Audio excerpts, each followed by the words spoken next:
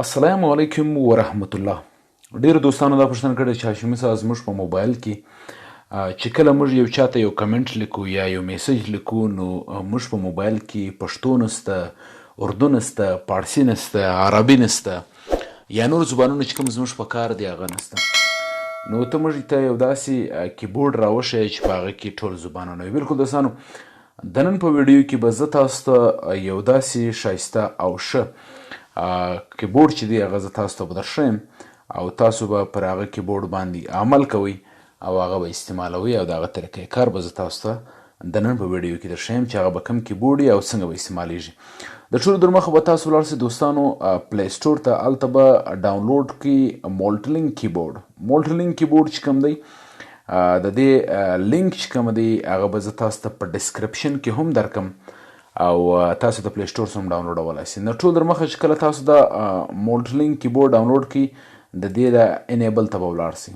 د دې چې کله انیبل ته تاسو ولاړ شئ دا ګوره دوستانو دلته اټومیټیک هلته کله ناکله چې دی هغه خلکو پر سمسنګ باندې درولی، خو برحال تاسو بیا دا ور بند کړئ او دلته به خالي دا مولټینګ کیبورډ چې کوم دی دا به تاسو خلاص کړئ. د هغه نه وروسته به بیا راسئ لاندې، بیا به دا ځای ته راسئ، په دې کې به دا یو بل سیټینګ یو دا سمسنګ کیبورډ دی او یو چې دی هغه دا مولټلینګ کیبورډ دی.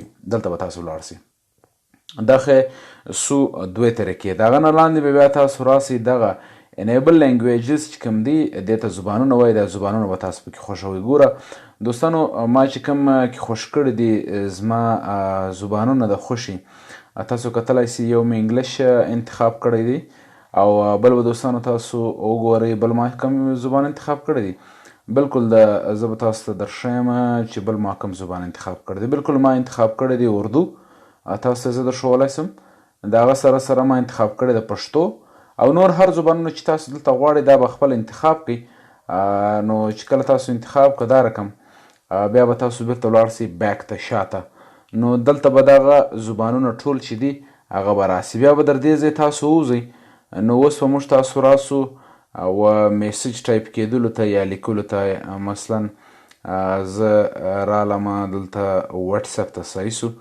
وټساپ ته چې زه کله رالم اوس غواړم چې زه د یو دوست سره میسیجز وکړم.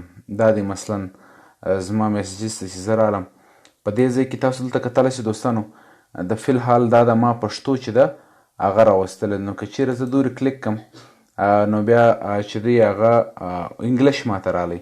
که چیرې زه بیا دلته کلیک کړم تاسو کتلی سئ نو بیا ما دپاره چې دی هغه اردو راله او بیا پښتو راله.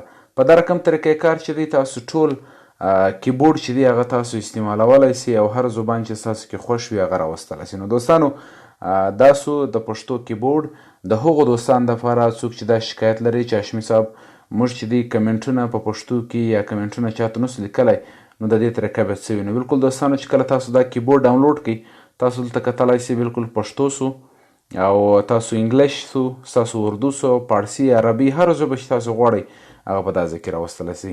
هیله ده چې د ویډیو به ستاسو خوښه سوي. تر بل ویډیو پورې ستاسو ورور ستاسو کور باشر علي هاشمي ته ورکړي اجازت. د الله په امان.